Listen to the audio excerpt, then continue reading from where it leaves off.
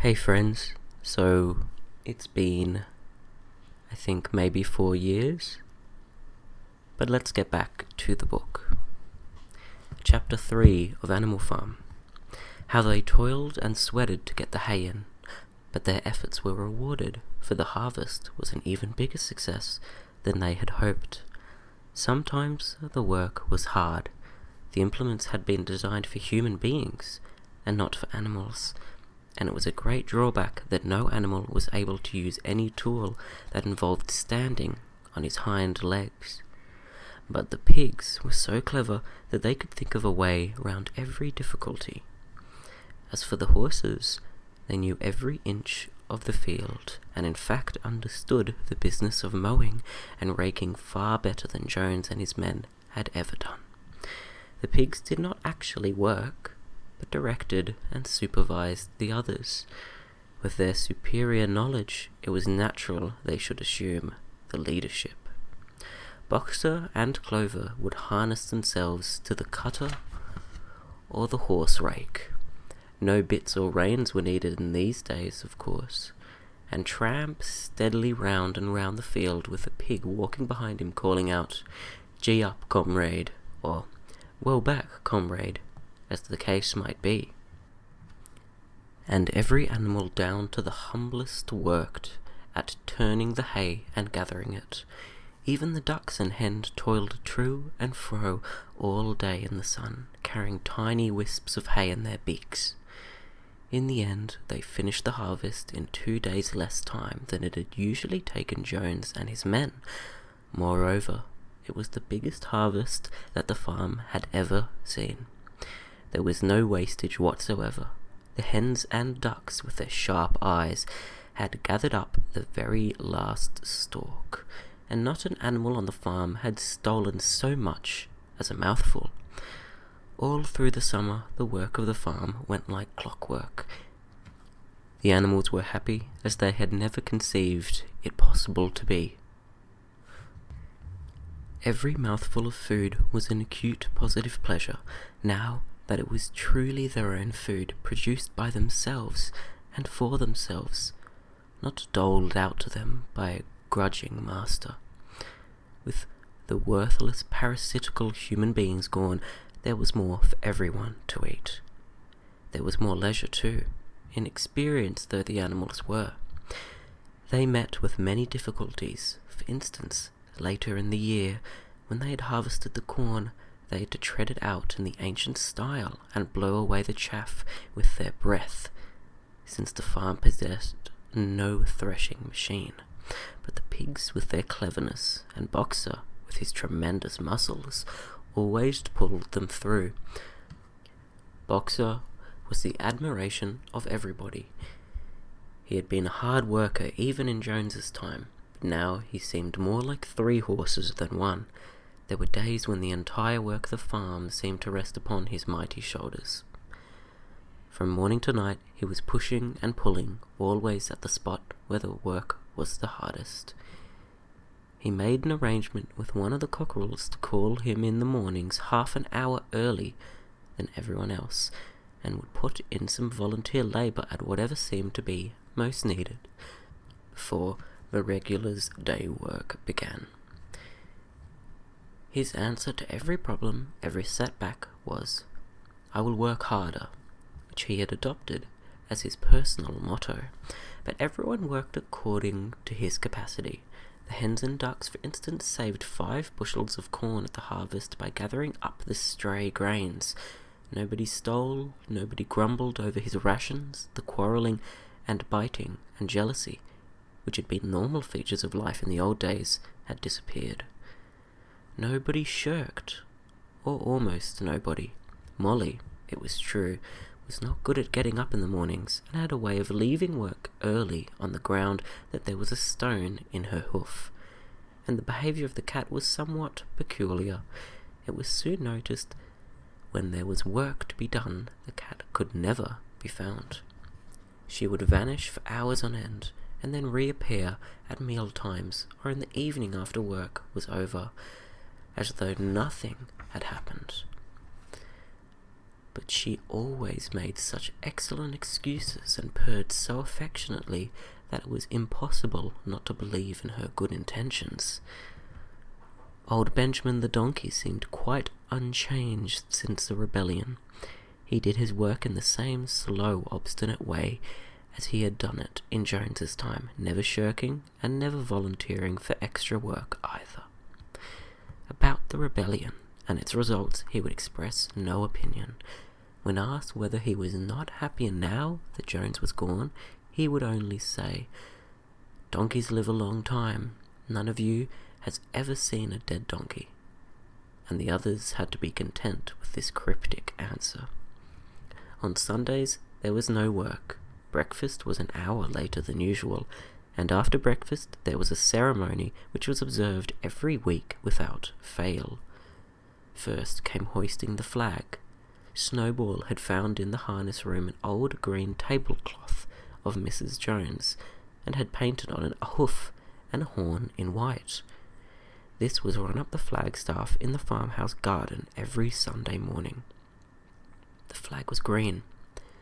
Snowball explained to represent the green fields of England, while the hoof and horn signified the future republic of the animals, which would arise when the human race had finally been overthrown. After the hoisting of the flag, all the animals trooped into the big barn for a general assembly, which was known as the meeting. Here the work of the coming week was planned out, and resolutions were put forward and debated. It was always the pigs who put forward the resolutions. The other animals understood how to vote, but could never think of any resolutions of their own. Snowball and Napoleon were by far the most active in the debates, but it was noticed that these two were never in agreement.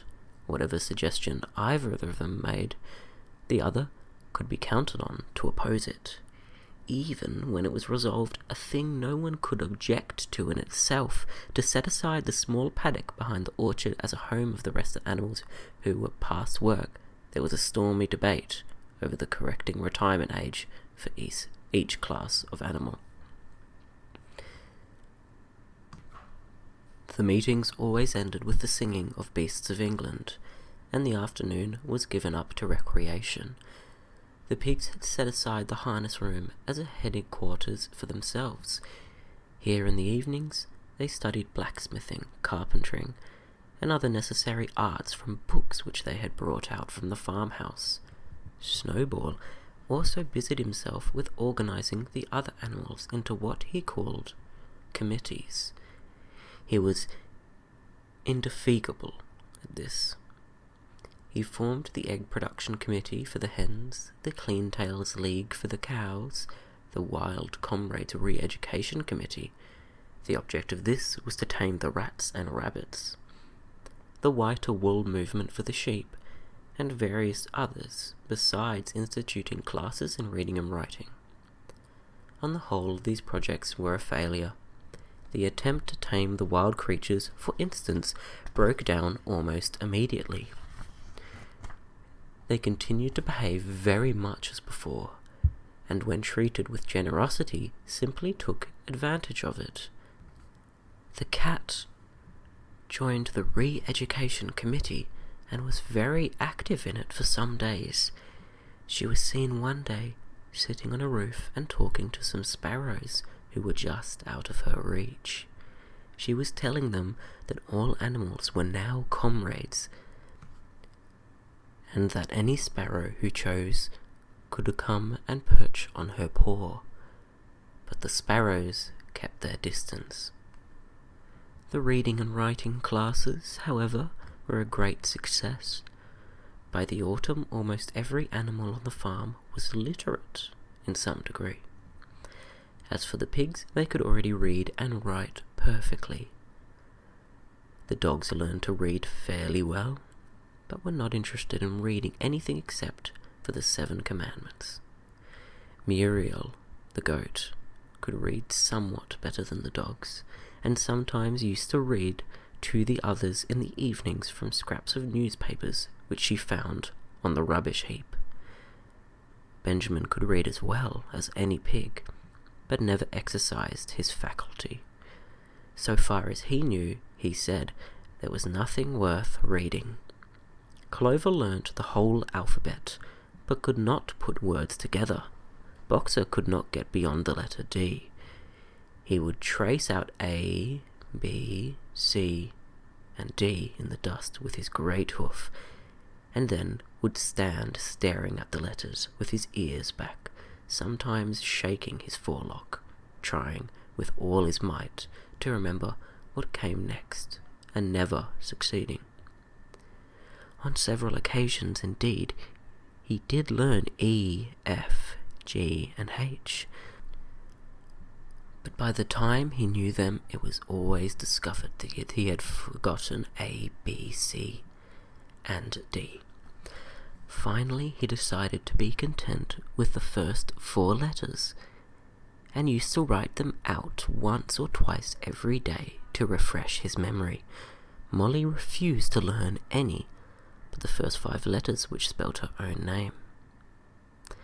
She would form these very neatly out pieces of twig, and would decorate them with a flower or two, and walk around them, admiring them.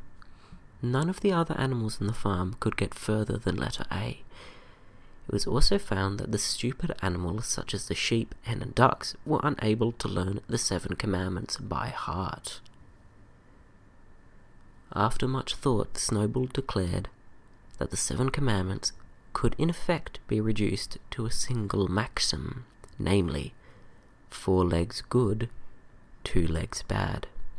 This, he said, contained the essential principle of animalism. Whoever had thoroughly grasped it would be safe from human influences. The birds at first objected, since it seemed to them that they also had 2 legs, but Snowball proved to them that this was not so. A bird's wing, comrades, he said, is an organ of propulsion, and not of manipulation. It should therefore be regarded as a leg. The distinguishing mark of a man is the hand, the instrument, which with he does all of his mischief. The birds did not understand Snowball's long words, but they accepted his explanation, and all the humbler animals set to work to learn the new maxim by heart. 4 legs good, 2 legs bad was inscribed on the end wall of the barn, above the 7 commandments and in bigger letters. When they had once got it off by heart, the sheep developed a great liking for this maxim, and often, as they lay in the field, they would all start bleating, 4 legs good, 2 legs bad, 4 legs good, 2 legs bad, and keep it up for hours on end, never growing tired of it. Napoleon took no interest in Snowball's committees. He said that the education of the young was more important than anything that could be done for those who were already grown up. It happened that Jessie and Bluebell had both whelped soon after the hay harvest, giving birth between them to 9 sturdy puppies. As soon as they were weaned, Napoleon took them away from their mothers, saying that he would make himself responsible for their education. He took them up into a loft which could only be reached by a ladder from the harness room, and there kept them in such seclusion that the rest of the farm soon forgot their existence. The mystery of where the milk went, too, was soon cleared up. It was mixed every day into the pigs' mash. The early apples were now ripening, and the grass of the orchard was littered with windfalls. The animals had assumed, as a matter of course, that these would be shared out equally. One day, however, the order went forth that all the windfalls were to be collected and brought to the harness room for the use of the pigs. At this, some of the other animals murmured, but it was no use. All the pigs were in full agreement at this point, even Snowball and Napoleon. Squealer was sent to make the necessary explanations to the others. "Comrades," he cried, "you do not imagine, I hope, that we pigs are doing this in a spirit of selfishness and privilege. Many of us actually dislike milk and apples. I dislike them myself. Our sole objective in taking these things is to preserve our health. Milk and apples, this has been proved by science, comrades, contain substances absolutely necessary to the well-being of a pig. We pigs are brain workers. The whole management and organization of this farm depends on us. Day and night we are watching over your welfare. It is for your sake that we drink that milk and eat those apples. Do you know what would happen if we pigs failed in our duty? Jones would come back." "Yes, Jones would come back, surely, comrades," cried Squealer, almost pleadingly, skipping from side to side and whisking his tail. "Surely there is no one among you who wants to see Jones come back." Now, if there was one thing that the animals were completely certain of, it was that they did not want Jones back. When it was put to them in this light, they had no more to say. The importance of keeping the pigs in good health was all too obvious. So it was agreed, without further argument, that the milk and the windfall apples, and also the main crop of apples when they ripened, should be reserved for the pigs alone. That's the end of Chapter 3 of Animal Farm by George Orwell, whose real name, I believe, is Eric Arthur Blair. And thank you for listening, and I wish you a good night. Goodbye.